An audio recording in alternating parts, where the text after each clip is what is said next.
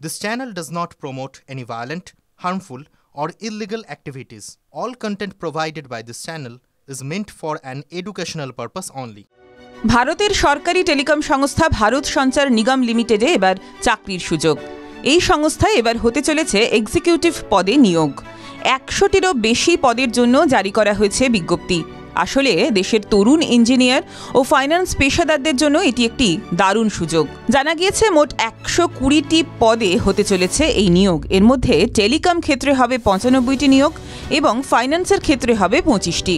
নির্বাচিত প্রার্থীদের 24,900 টাকা থেকে 50,500 টাকার পে স্কেলে নিয়োগ করা হবে। আবেদনকারীর বয়স হতে হবে 21 থেকে 30 বছরের মধ্যে। সরকারি নিয়ম অনুযায়ী এসসি, এসটি, ওবিসি সহ অন্যান্য সংরক্ষিত শ্রেণী প্রয়োজনীয় বয়সের ছাড় পাবেন।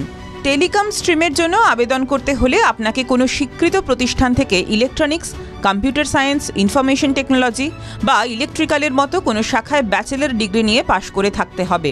এছাড়া অন্তত 60% নম্বর থাকতে হবে। অন্যদিকে ফাইন্যান্স স্ট্রিমের জন্য চার্টার্ড অ্যাকাউন্ট্যান্ট বা সিএ অথবা কস্ট অ্যান্ড ম্যানেজমেন্ট অ্যাকাউন্টেন্সির বা সিএম এর যোগ্যতা থাকা আবশ্যক।